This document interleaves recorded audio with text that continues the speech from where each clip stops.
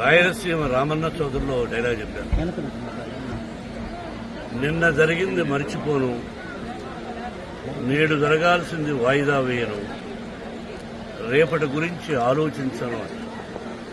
కానీ గతం గతం, నిన్న జరిగింది మర్చిపోవాలి, ఈరోజు ఏం చేయాలనుకోవాలి, రేపు ఇంతకంటే మంచి పనులు ఏం చేయాలని ఆలోచించుకోవాలి.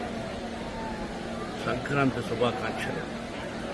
నన్ను అడిగితే మా గురువు దాసనారాయణ గారు చెప్పినట్టు, అన్నయ్య చెప్పినట్టు, నందమూరి తారక రామారావు గారు, అంటే మనం చేస్తున్న వృత్తి సినిమా రంగం.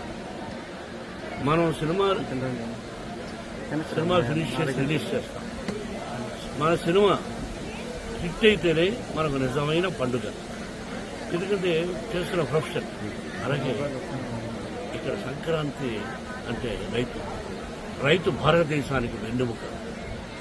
రైతు బాగుంటేనే మన అందరం బాగుంటుంది.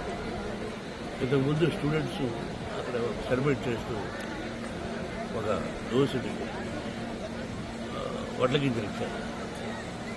ఆ దోసుడు వడ్ల గింజలు దంచితే ఎంత బియ్యం అవుతుంది. అది దోసుకుంది ఒక పిడికడ అవుతుంది, అర పిడికడ అవుతుంది. అది ఒక మనిషిని బ్రతికిస్తుంది. దాని వెనకాల రైతు కష్టం ఒకసారి పేపర్ మీద వేసుకుంటే గంట చెప్పాలి. నిజమైన పంట బాగా జల్లు లేకుండా, సత్తు లేకుండా కట్టిస్తాం పడ్డాడు. కాబట్టి రైతు భారతదేశానికి వెన్నెముక. ఇది మనందరికీ పండుగ, సంక్రాంతి పండుగ. సంక్రాంతి లక్ష్మి అందరి ఇళ్లలోకి వచ్చి అందరూ సుఖ సంతోషాలతో సౌభాగ్యంగా 100 సంవత్సరాలు క్షేమంగా ఉండాలని, కరువు కాటకాలు రాకూడదని ఆ షిరిడి సాయినాథని ప్రకృతిని